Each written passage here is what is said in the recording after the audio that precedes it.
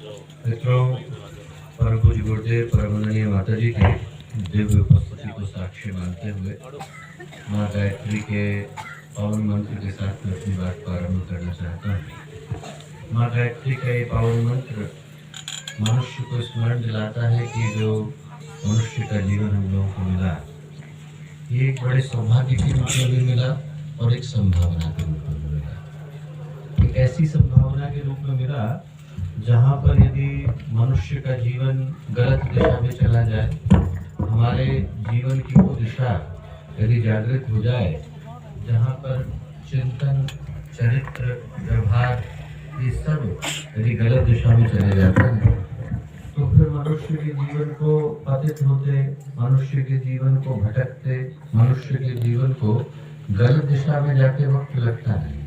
व्यक्ति वही रहता है, आकृति वैसी ही होती है और उसकी प्रकृति बदल जाती है। शरीर वही होता है और उसके अंदर की चेतना बदल जाती है। व्यक्ति दिखने में वैसा ही होता है और कभी दुष्ट कहलाता है, कभी पापी कहलाता है, कभी अपराधी कहलाता है। कभी कभी तो गिरते गिरते व्यक्ति इतना गिर जाता है कि सिर्फ मनुष्य के शरीर की संरचना शेष रह जाती है, पर अंदर से मानवता चली गई, अंदर से इंसानियत चली गई, अंदर से अच्छी भावना चली गई। वो व्यक्ति एकदम पशु के समान हो जाता है। और उसी मनुष्य के जीवन में एक संभावना वो भी है जहाँ पर यदि हमारा जीवन सही दिशा में चले, ऊपर की ओर उठे, अच्छा बने, व्यक्ति की भावनाएं शुद्ध हो, मन पवित्र हो, चिंतन अच्छा, जीवन की जो दृष्टि है वो उज्जवल हो और सही दिशा में, तो उसी मनुष्य के जीवन को उठते उठते ऋषि बनते, मुनि बनते, संत सिद्ध महात्मा बनते वक्त लगता नहीं। व्यक्ति के अंदर संभावनाएं दोनों, नीचे गिर जाए तो वही व्यक्ति अंगुलीमान कहलाता है, वही व्यक्ति यदि ऊपर उठ जाए तो बुद्ध बन जाता है। नीचे गिर गया तो उसको रावण कह करके पुकारते हैं, ऊपर उठ गया तो वही काम हो जाता है।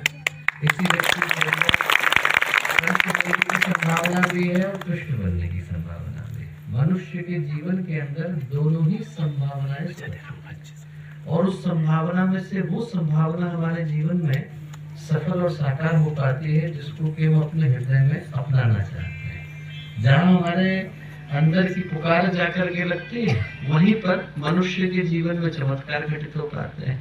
उसको हम लोग अध्यात्म की भाषा में श्रद्धा कह करके पुकारते हैं। जहाँ व्यक्ति का दिल लग गया, जहाँ व्यक्ति की भावनाएं बन गई, जहाँ व्यक्ति की सोच चली गई, जहाँ व्यक्ति का चिंतन चला गया, जहाँ व्यक्ति की जीवन का दृष्टिकोण चला गया, बाकी का व्यक्तित्व तो अपने आप वहां जाकर के खड़ा हो जाता है।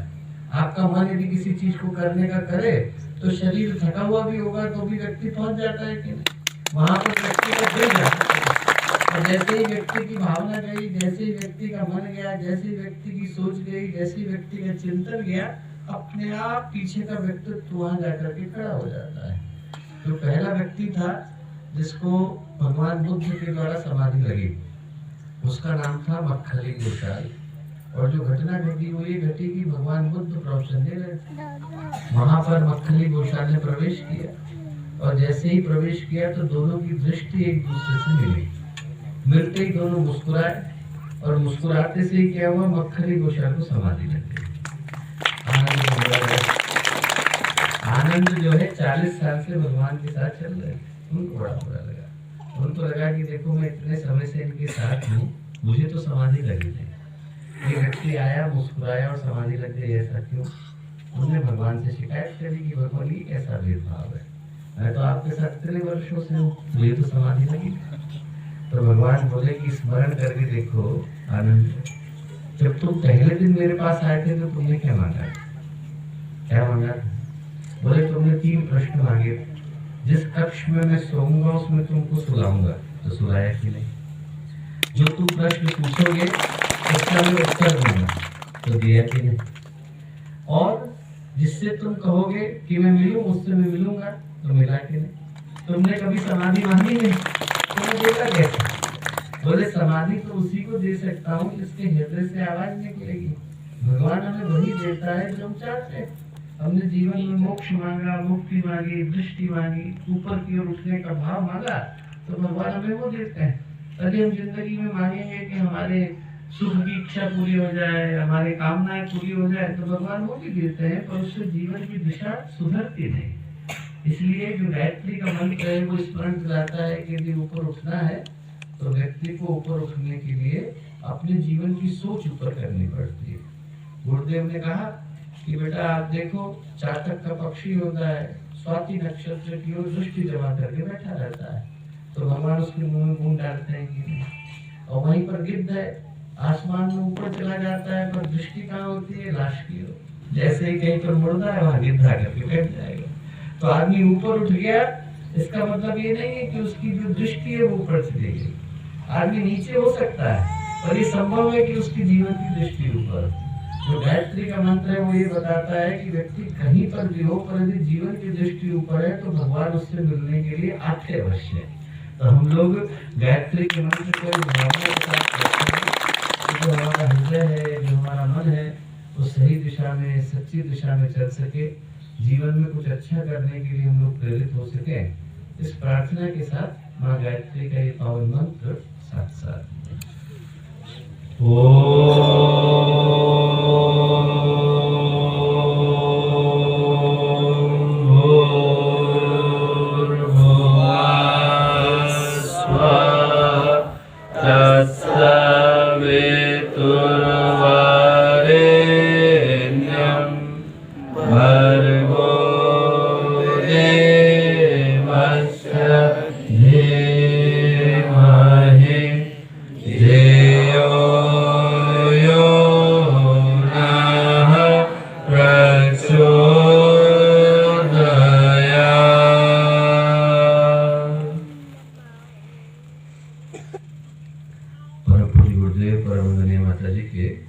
संरक्षण में आज का ये अत्यंत ही पवित्र पुनीत पावन दिन, उमरी के गायत्री शक्तिपीठ का बड़ा ही अलौकिक प्रांगण। दूसरी बार यहाँ आने का सौभाग्य हम लोगों को मिल रहा है।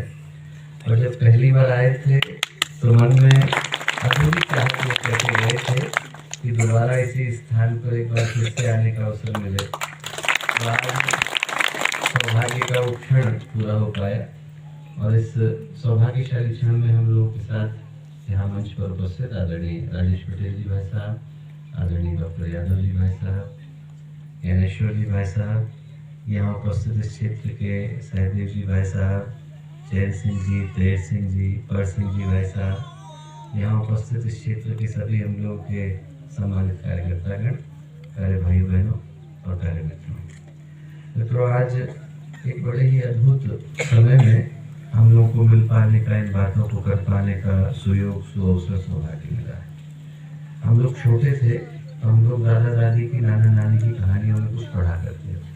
क्या पढ़ते थे? ये पढ़ते थे कि जो प्राचीन समय के असुर होते थे, राक्षस होते थे, दैत्य होते थे, उनको एक विशेष तरह की विद्या प्राप्त थी। क्या? वो अपनी जिंदगी, अपने प्राण कहीं और सुरक्षित रख दिया करते थे। आपने उनके ऊपर हमला किया तो कुछ होता नहीं था, पर जैसे ही उस जगह पर हमला किया जहां पर उनकी जिंदगी सुरक्षित रखी गई है, जहां पर प्राण सुरक्षित है, तो उनका अंत सुनिश्चित हो जाता है। राजा की जिंदगी कहां पर है? तोते के अंदर। राजा को आपने मारा तो कुछ होने वाला नहीं, पर जैसे ही तोते की गर्दन मरोड़ी गई, वैसे ही राजा को लेने के लिए यमदूत आ जाएंगे। रक्त बीज की जिंदगी कहाँ सुरक्षित है? रक्त की बूंदों के अंदर। रक्त बीज को आप मार दीजिए, कुछ होने वाला नहीं, और जैसे ही माँ काली ने अपने खप्पर के अंदर रक्त बीज के रक्त को समेटना शुरू किया, उसका अंत सुनिश्चित हो जाता। रावण की जिंदगी कहाँ है? रावण की नाभि के अंदर।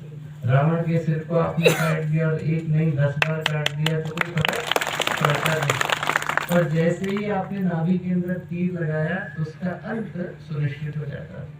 इन कहानियों का अभिप्राय क्या है? इन बातों को कहने का अर्थ क्या है? कहने का अर्थ ये है कि हम लोग आज की परिस्थितियों की समीक्षा करके देखें। आज जो समाज में घट रहा है, मनुष्य की सोच जैसी हो गई, वातावरण की जो दिशा है, व्यक्ति जिस ओर चलता नजर आता है, जो उसके जीवन का उद्देश्य हो गया है, उनको घटता देख करके हमें ऐसा ही लगता है कि आज की परिस्थितियों में भी कुछ इसी तरह की प्रवृत्तियां सक्रिय हैं, पर उनके ऊपर हमला करने से कुछ होता नहीं, क्योंकि उनकी जिंदगी कहीं और सुरक्षित है। और जिस जगह पर सुरक्षित है उस जगह पर तो मैं 2 मिनट बाद बोलूंगा। पहले तो ये सोच करके देखें कि आज की दुष्प्रवृत्तियां हैं और हैं कौन सी। आज के समय में यदि हम लोग थोड़ा हट जाए इस दुनिया से, जिंदगी से हट करके संसार का मूल्यांकन करके देखें, तो आपको लगेगा कि देखो इंसान जिंदगी का उद्देश्य तो पहले ही भूल करके बैठा है। जिंदगी कहाँ जानी है, मनुष्य का जीवन किस उद्देश्य के लिए मिला है, इस ओर तो व्यक्ति की दृष्टि निगाहें पहले भी नहीं थी और आज भी नहीं।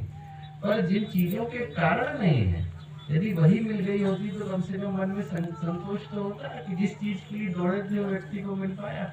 आदमी जिंदगी भर संसार को पाने के लिए दौड़ता है, पर संसार ही तो मिल गया होता तो मन में संतोष होता कि कम से कम संसार तो मिला। यहाँ तो नुमाया मिली ना। व्यक्ति जिंदगी भर जो है जिस सुख को प्राप्त करने के लिए, जिस कामना को पूरा करने के लिए, जिस भोग को पूरा करने के लिए दौड़ता है और जिस शरीर की इच्छाओं को पूरा करने के लिए दौड़ता है, उस शरीर की स्थिति यदि आप आज की तारीख में देखें तो मन जो है वो शर्म से नीचे झुक जाता है। शरीर जो है वो इतनी बीमारियों का स्वामी हो गया जितना पहले नहीं था। इतनी इतनी बीमारियां आज की तारीख में एक एक व्यक्ति को हो जाती हैं जितनी आप मेडिकल की टेक्स्ट बुक में पढ़ते नहीं। आदमी रोटी तो 2 ही खा पाता है, गोलियां 20 खानी पड़ती है। पहले की तारीख में आदमी के पास शरीर के अंदर जितनी विषय थे। पूज्य गुरुदेव का मैं एक जगह बोधन पढ़ता था, उनके जो पिता थे वो बड़े प्रसिद्ध भागवत के ज्ञाता थे। और उनका एक नियम था। नियम क्या था कि वो हर एकादशी के दिन आवर खेड़ा में, जहाँ गुरुदेव का गांव था, वहां से जाते थे, गंगा जी में स्नान करते थे। वहां स्नान करने के बाद वहां बैठ करके विष्णु सहस्त्र नाम का पाठ करते थे, गीता के 11 अध्याय का पाठ करते थे। करने के बाद